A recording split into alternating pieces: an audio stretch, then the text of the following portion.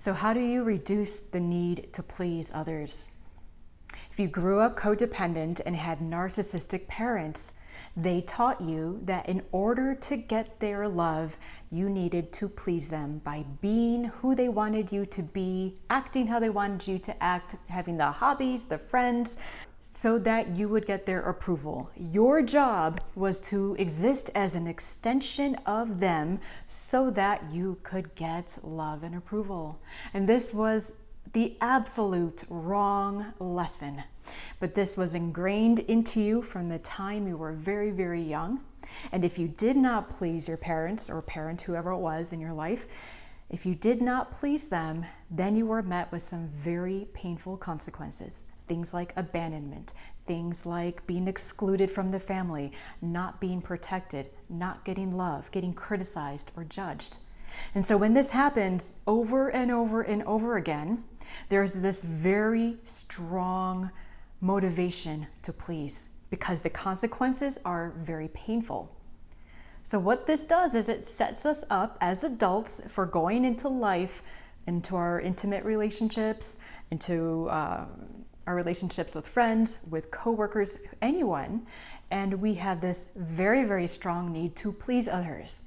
So we got to look at when we're healing this, what is the reason why we have that need? So I already covered some of that, but let's break it down a little bit more.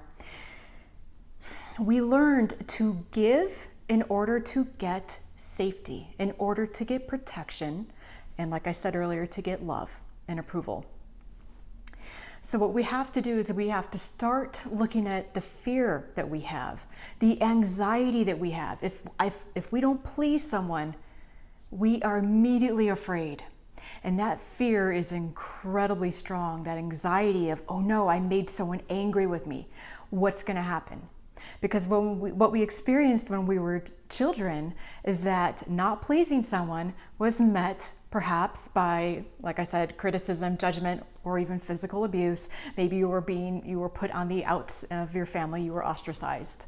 So when we're adults and we are afraid to speak our mind and we're afraid to set boundaries because the other person, maybe we try to do that and the other person gets really loud, they get angry, they escalate, they judge you, they try to make you feel small and put you down and tell you you're overreacting and that you're making too big a deal out of it.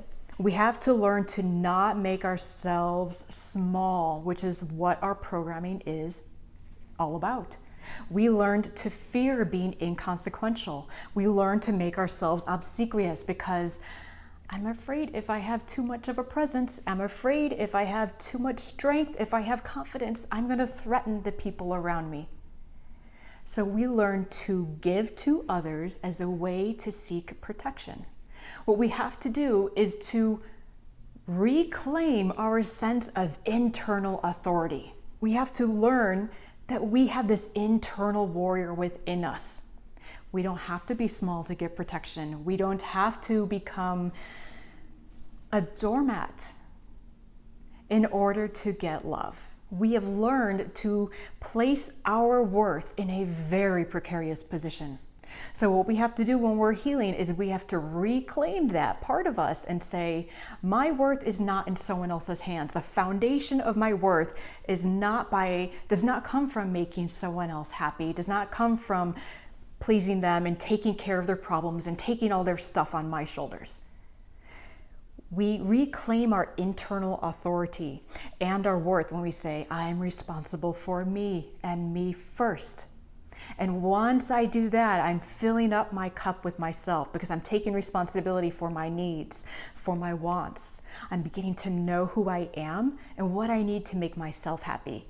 And then once I do that, then I can give to others from a place of true giving because I want to give because it brings me joy.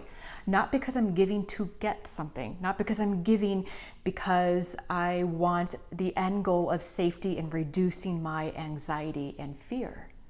So that is one way, that's what we need to do to develop this sense of just a strong mind and a healthier way of engaging in relationships with others.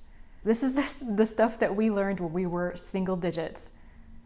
And it takes time, so be gentle and patient with yourself as you move through it. If you like this information, I do have a collection of tapping scripts, which I call tapping script bundles, available on my website that is concentrated on this specific topic. I'll put a link to that below the video. I highly recommend you check it out if you're looking for further work in this area. So just remember, reclaim your sense of internal authority. Reclaim that inner warrior. It is there within you to protect you. And you just have to tap into that. Remember, it is within you. It always has been.